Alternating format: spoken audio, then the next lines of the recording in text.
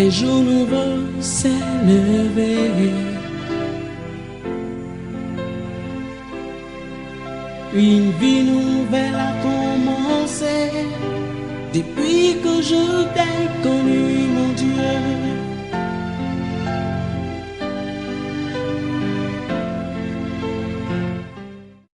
Sous tes ovations, on va recevoir le bishop César Cassier. Acclame Dieu très fort pour le bishop César Cassier. Il y a des gens qui disent, avant de parler ou avant de dire des choses, je touche du bois, sans savoir de quel bois il est question, sans savoir de quel bois il s'agit. Il s'agit du bois de la croix. C'est à cause de ce bois que si une malédiction devait arriver, elle est annulée. C'est à cause de ce bois que si un problème devait arriver, elle est annulée. C'est à cause de ce bois mystérieux dont Jésus a percé le mystère. Alléluia. Gloire à Dieu. Gloire à Dieu. J'aime beaucoup la position de Jésus-Christ à la croix. C'est la seule chose qui me fascine. Parce que lorsque je vois Jésus-Christ à la croix, je comprends le mystère du panneau qu'il porte. C'est un panneau stop. Parce que Jésus-Christ est mis comme ça. Afin de dire stop à la pauvreté, stop aux problèmes, stop au maraboutage, stop à toutes ces choses. Alléluia. C'est ce mystère de la croix qui a sauvé la veuve de Sarepta. La Bible dit, lorsque Élie le prophète rentrait chez la veuve, il a trouvé en train de faire une action prophétique. Elle dit, je ramasse 2 bois et je vais manger 2 bois. Dis avec moi 2 bois. Dis avec moi 2 bois. C'est à cause de ces 2 bois que la femme a vécu. Parce qu'elle était en avance sur son temps. Parce qu'elle avait les 2 bois qui formaient le côté horizontal et le côté vertical de la croix. Lorsque tu as cette chose-là en toi, lorsque tu as le mystère et la clé de la croix, tu deviens un homme et une femme extraordinaire. Les choses qui tuaient tes amis. Si quelqu'un dit amen, quelque chose peut se passer. À partir de la croix, tout change. Jésus-Christ s'est arrangé avant sa mort à ce qu'on pèse son côté. Et la Bible déclare que lorsque le côté a été percé, l'eau a jailli et le sang a jailli. Pour te dire ce soir que tu peux espérer à une nouvelle naissance. Parce que lorsqu'une femme doit mettre un enfant au monde, elle perd d'abord les os et ensuite le sang. Lorsqu'ils ont percé le côté de Jésus-Christ, ce n'est pas le sang, mais c'est les os qui sont sortis. Je vais te dire quelque chose est sur le point de naître dans ta vie. Regarde-toi, touche ton ventre de façon prophétique, dis j'ai quelque chose en moi. Je ne suis pas pareil comme celui qui est à côté de moi. Regarde ton voisin, dis on n'est pas même chose. Dis on n'est pas même chose. Dis on n'est pas même chose. Stade, il y a 2 sortes de supporters. Pour les connaître, il faut regarder les positions et les visages. Il y a d'autres qui sont comme ça. Et puis il y a d'autres qui sont comme ça. Ceux qui sont comme ça sont en train de gagner le match. Ceux qui sont comme ça sont en train de perdre le match. Je ne sais pas à quelle catégorie tu appartiens ce soir.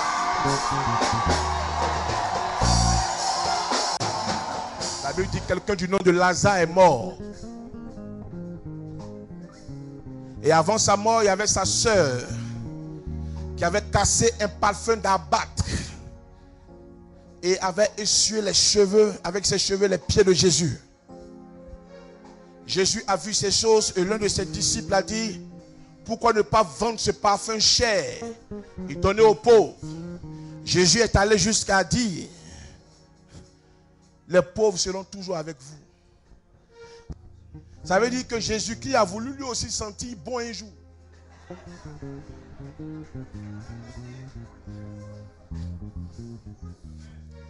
Quelqu'un m'a dit, tu fais du bien à tout le monde, tu distribues ta femme à une grande ONG, mais pourquoi tu ne vends pas toutes tes voitures pour donner aux pauvres? J'ai dit, le jour où Jésus va vendre le parfum, je vais vendre tout. Jésus-Christ ne veut pas qu'on soit minable. Non. C'est un faux évangile, ça. Il y a des gens qui disent, mais il se montre trop. Quand un homme de Dieu prêche, il se montre trop. Quand un homme de Dieu fait affiche, il se montre trop. La révélation est claire. Il a reçu le nom au-dessus de tout nom. Si ton nom au 2e, Jésus a un problème, c'est qu'il est juste au 3e. Mais si ton nom monte au complet là-bas de l'immeuble, Jésus est au-dessus de l'immeuble. Jésus est au-dessus de ton nom. Si ton nom est minable, Jésus n'est pas quelque part plus haut. C'est juste un peu. Donc Jésus a intérêt que toi tu sois glorieux. Parce que son nom est au-dessus de ton nom.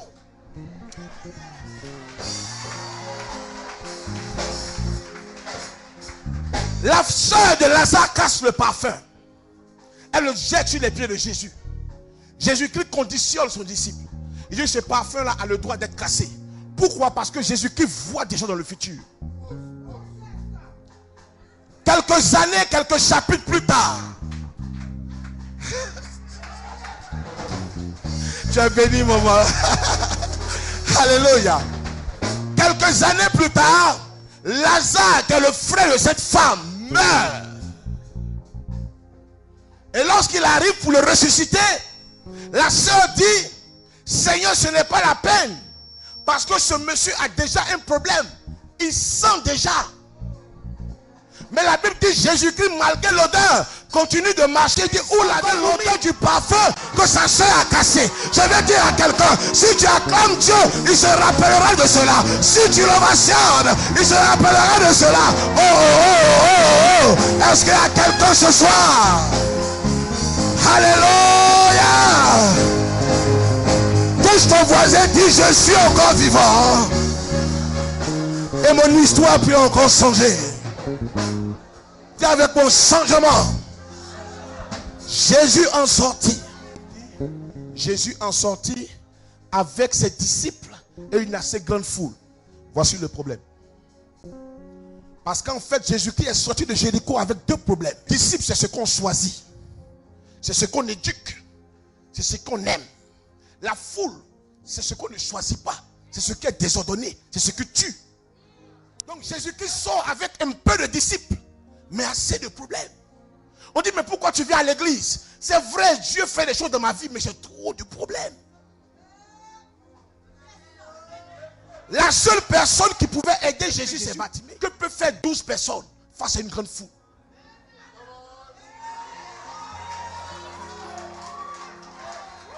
Il sort de Jéricho et il trouve un monsieur, Bartimée, fils de Timée. Bartimée, fils de Timée. Et ce monsieur est au bord du chemin. Et il pose la question, qui est en train de passer? On dit Jésus. Il dit d'accord. Fils de David, aie pitié de moi. On t'a dit Jésus de Nazareth. Qui t'a appris qu'il s'appelle fils de David? Qui t'a appris ça? Frère, il y a plusieurs manteaux de Jésus-Christ dans la Bible. Moi, je n'accepte pas tous ces manteaux. Il y a des manteaux qui ne m'arrangent pas. Et Bartimée avait un problème. C'est que le manteau de Nazareth sur la vie de Jésus-Christ ne l'arrangeait pas. Remarquez bien que Bartimée est appelé fils de Timée. Timée signifie noble, noblesse. Donc Bartimée veut sortir de Jéricho. Mais comme il est le fils de son père, il ne peut pas aller plus loin que la circonscription de son père. Donc il est assis à la porte de Jéricho. Il veut sortir, mais il y a un blocage de famille. Il veut sortir, mais il y a un blocage de malédiction. Tu veux te marier, mais il y a un blocage. Je vais dire à quelqu'un ce soir, ce blocage sera détruit au nom de Jésus-Christ de Nazareth. Alléluia. C'est pourquoi il faut que quand tu entends veiller d'unité, il faut que tu cours. Parce qu'on te parle de rencontre prophétique où la divinité croise l'humanité. Dis avec moi, il y a un reste dans ma vie. Il y a un reste dans ma vie. Il y a un reste dans ma vie. Regarde, ce qui est dangereux dans le corps humain. Le diable réussit à tout prendre en moins d'une année. Mais pour prendre les ossements du corps, il lui faut des millénaires. Parce qu'en fait, les os cachent la nature de l'homme. La vie n'est pas dans le sang. La vie est dans les os. Parce que ce qui produit le sang se machine depuis les os.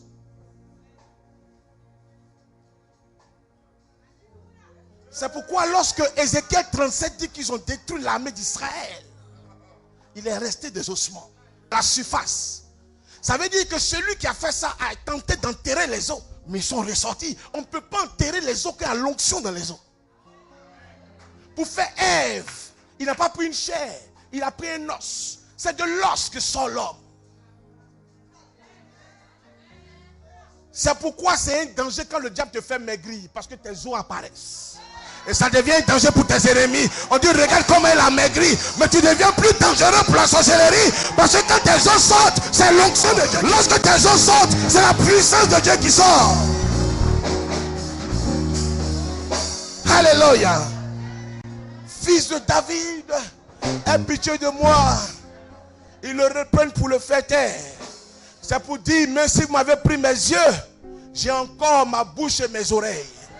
Mais si vous avez pris mon mari, j'ai encore la forme qu'il aime. Il n'aime pas mes fesses, mais il aimera mon nez. Il y a toujours quelque chose sur moi pour que quelque chose se passe.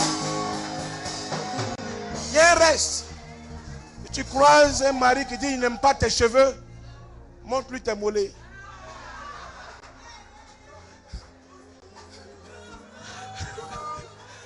Dieu ne peut pas te disqualifier entièrement. Il te laisse quelque chose. La deuxième page de ton histoire est plus dangereuse que la première. La Bible dit, ils ont rasé Samson, mais en vérité, on dit qu'ils devaient couper la tête. Parce que tant que vous ne coupez pas la tête, les cheveux de Samson vont repousser. Mais le problème est que les cheveux que vous avez coupés étaient en 7 nattes. Mais lorsque vous les rasez, les cheveux qui poussent, vous ne pouvez plus les natter. Parce qu'ils sortent de façon éparpillée. Je vais dire à quelqu'un ce matin, ce qu'ils ont coupé était réglé, était statué. Mais ce qui va sortir après ce qu'ils ont coupé par 7 chemins, ça veut dire qu'ils vont te chercher, mais ils ne savent pas où tu es passé. Tu es passé toi seul par 7 chemins, ils ne savent pas où t'avoir.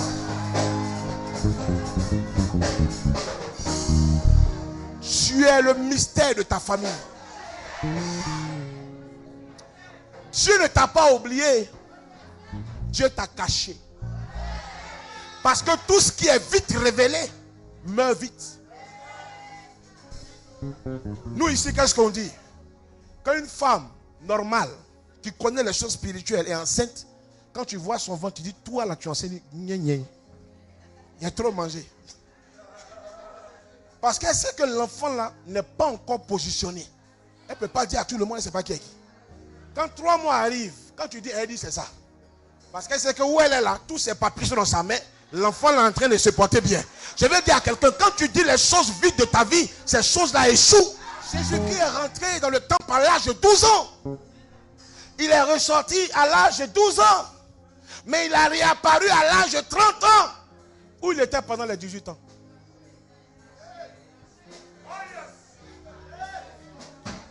En fait, ta destinée va prendre de la proportion par rapport à l'année de la cachette. Dis-moi combien d'années Dieu a mis pour te cacher. Et je pourrais te dire combien d'années tu vas régner. Dis-moi combien d'années Dieu a caché David. Et je pourrais te dire que Dieu a fait de lui un grand roi. Parce que dans la cachette de Dieu, il t'entraîne. Dans la cachette de Dieu, c'est là qu'il t'envoie les trahisons. C'est pas parce qu'il veut que tu pleures, mais c'est parce qu'il veut que tu comprennes. Quand tu passes par là que quelqu'un pleure demain, tu dis laisse tomber, ça va aller. Parce que tu es déjà passé par ce trou de métro là. Pour le métro là, je connais ça. Cette ligne là, je la connais bien. Il y a quelque chose dans ton histoire. Regarde, c'est pourquoi quand tu t'assois, quelque chose te dit toujours espère. Même quand tu ne vois rien. Cette chose là, c'est ta destinée. Elle est en toi et te dit quoi? Tu es né pour un but. Alléluia. C'est pourquoi quand un enfant naît écrit, parce qu'il est en train de crier son cri de victoire, parce qu'il vient de faire une course. Quand un père va avec une mère, c'est plus d'1 milliard de spermatozoïdes. Mais parmi ces 1 milliard, il y a quelqu'un qui a gagné. Et il est sorti. C'est pourquoi 90% des enfants qui naissent avec les poings fermés. C'est signe de victoire pour dire c'est moi qui ai remporté. Je veux dire à quelqu'un, tu es le vainqueur de ta famille. Quand Dieu te voit pleurer, il ne comprend pas parce que tu as déjà réussi dans le ventre de ta mère. Ce qui t'a pas tué dedans ne te tuera pas dehors. Je veux dire à quelqu'un, tu es un héros, tu es un champion. Alléluia. Alléluia. Les attaques ne sont pas des attaques, mais sont un éventail pour nous permettre d'aller plus loin et plus fort.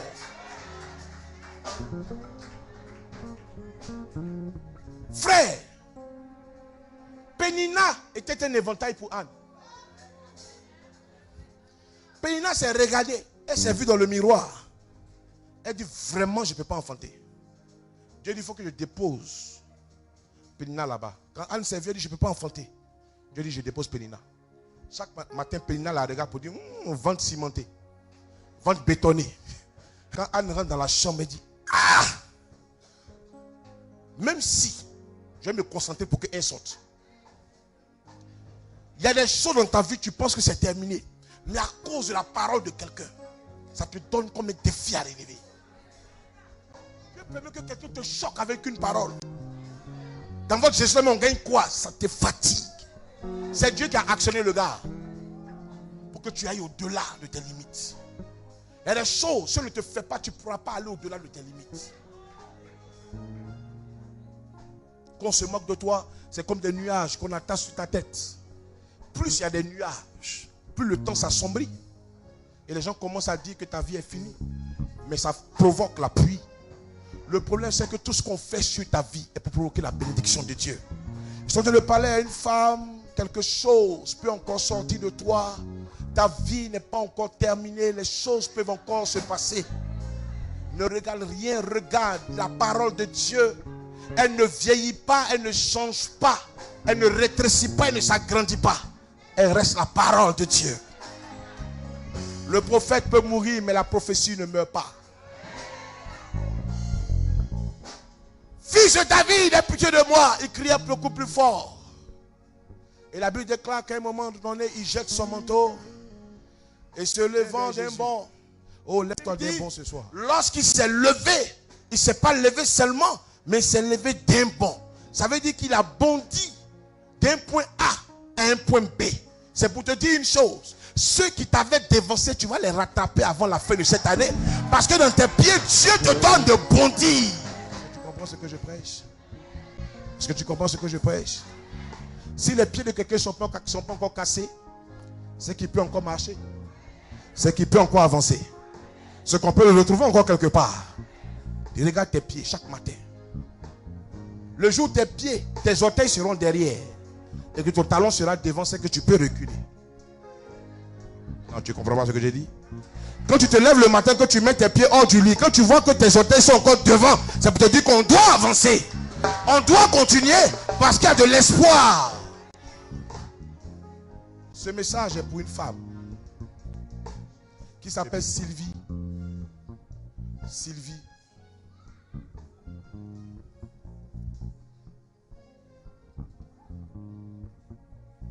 Viens. Dis avec moi, ma vie peut encore avancer. Les choses peuvent encore se faire. Il y a une grâce qui va vous visiter. Le choix que vous avez fait n'est pas un choix vain. Qui a un problème, qui a eu un problème de maison dernièrement? C'est toi? Merci, c'est elle. Lève ta main.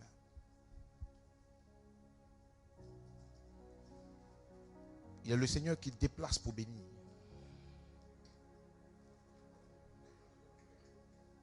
Je t'ai vu pleurer, mais je te vois rire.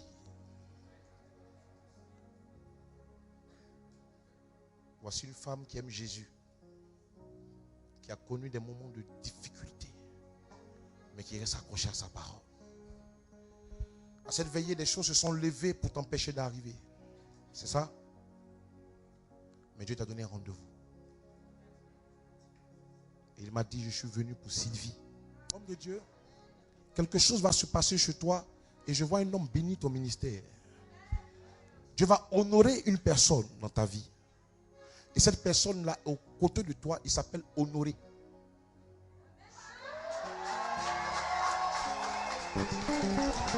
Il va le bénir à cause de sa fidélité. À cause de sa fidélité. Il dit, je vais l'honorer. Et tu connaîtras la profondeur de son nom. Il aura une grâce sur sa vie parce que cet homme est obéissant. Tout ce que tu lui dis de faire, il le fait. Honoré. Il est là à cette veillée? Qu'il vienne.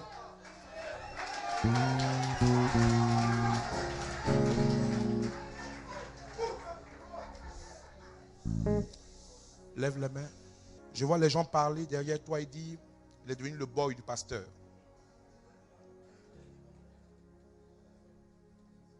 Il n'a plus de vie, sa vie c'est son pasteur. Dieu va t'honorer.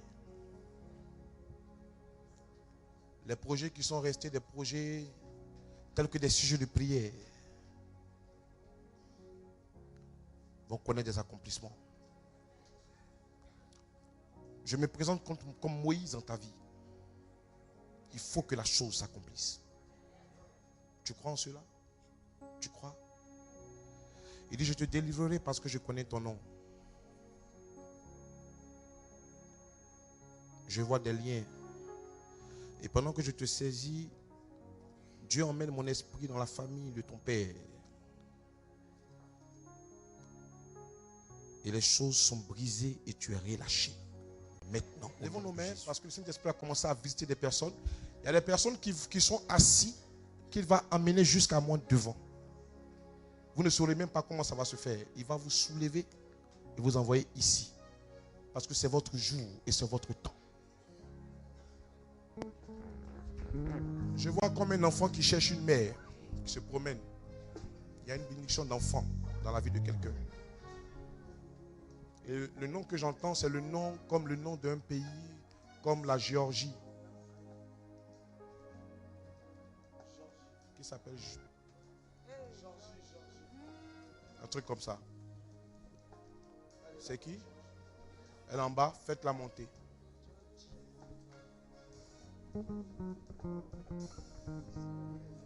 C'est toi? On peut acclamer le Seigneur.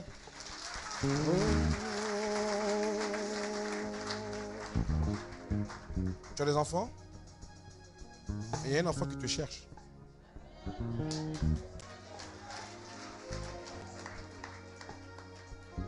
Il y a un enfant qui te cherche dans la veillée ici. Tu sais, Anne est rentrée dans la maison du Seigneur. Elle a ramassé un bébé. Il y a un enfant qui va attraper ta main en quittant ce lieu.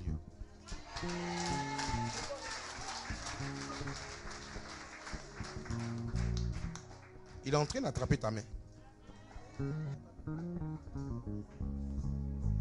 La chose est en train de se faire maintenant. Maintenant. Maintenant. Maintenant.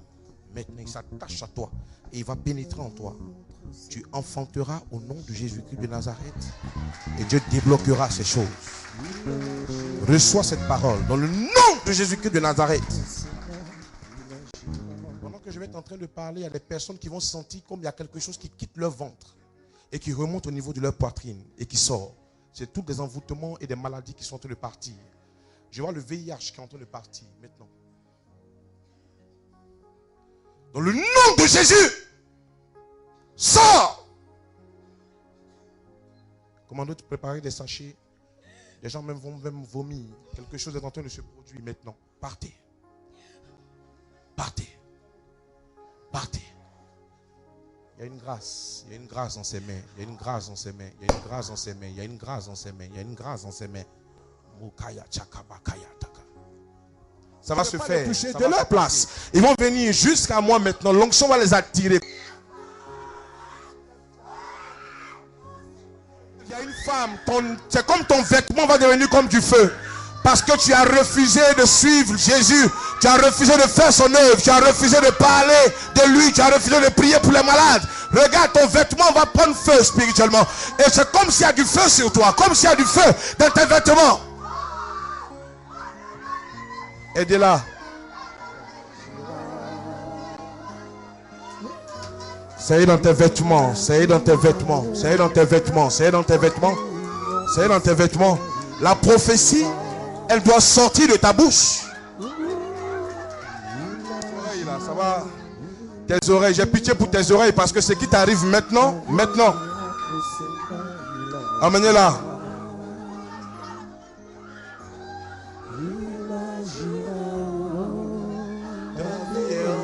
entre ses mains, il agira. La bénédiction dépend de lui. Oh. Il agira. La vie entre ses mains. Les champions du Seigneur.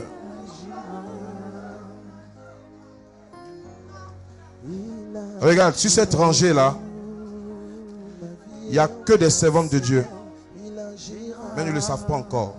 Servantes de Dieu, servantes de Dieu, servantes de Dieu. Là. Les trois, c'est des servantes de Dieu. Mais ils ne le savent pas encore. Mais il y a une onction sur vous. Il y a une onction sur vous. Utilise-les, Seigneur. Que ce soir, ils sentent ton onction. Onction du Dieu vivant. Pleut sur eux. Il y a une onction forte. Si tu es malade, dépose la main où tu as mal. Tu expérimenteras le miracle de Dieu ce matin. Si tu es malade, il va te guérir. Tu as mal quelque part, dépose ta main et expérimente la guérison maintenant. Je prie pour les malades maintenant. Seigneur Jésus, si tu as parlé de Bartimée ce soir, c'est qu'il y a des malades qui ont besoin de guérison. Je ne fais que parler de toi. Tu es l'alpha et l'oméga. Toi qui m'as sauvé des mains de la sorcellerie. Toi qui m'as guéri de la maladie. Toi qui agis dans ma vie comme une ombre.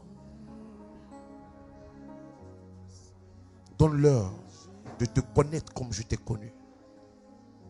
Un Dieu de puissance. Un Dieu de miracle. Un Dieu de gloire. Un Dieu de guérison. Un Dieu de délivrance. Un Dieu de gloire. Un Dieu de miracle. Un Dieu de guérison. Un Dieu de gloire. Un Dieu de miracle. Un Dieu de guérison. Quelque chose sur elle qui se passe. Le Saint-Esprit est en train de la libérer des chaînes de famille. Tu es libre, tu es délivré. Maintenant, au nom de Jésus, reçois cela. Maintenant, reçois. Pousse! C'est la délivrance depuis tes pieds. Regarde, regarde ce qui se passe à ses pieds. Regarde. Tu vois?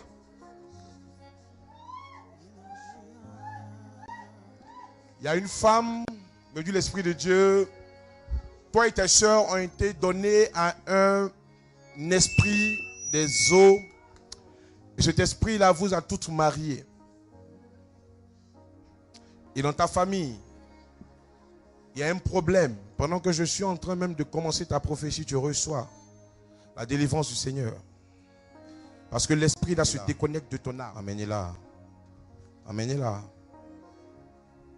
Je vois des gens qui ont des enfants en bas de l'eau. Pas! Elle a une famille sous l'eau. Aider une autre femme. Jésus-Christ te libère. Dans le nom de Jésus-Christ de Nazareth. Il va le faire. Il va le faire. Je vois comme un anneau de mariage qui part. Ça quitte. Il te libère. Tu crois en cela? Il est en train de le faire maintenant. Ferme les yeux. Expérimente sa grâce. Il est en train d'enlever l'anneau qui te lie à cet esprit. Je vois que toutes les naissances même, c'est même pas ta famille. Regarde ce qu'il me montre. Il me montre que même tous les gens qui naissent dans votre région vont vers cette eau. Il te libère dans le nom de Jésus-Christ de Nazareth. Cet esprit a causé des blocages. À chaque fois qu'il te faut trouver quelqu'un, il arrache cette personne dans tes mains. La personne te laisse pour un rien. Jésus-Christ a besoin de toi. Il te libère. Maintenant! Je veux faire ton œuvre.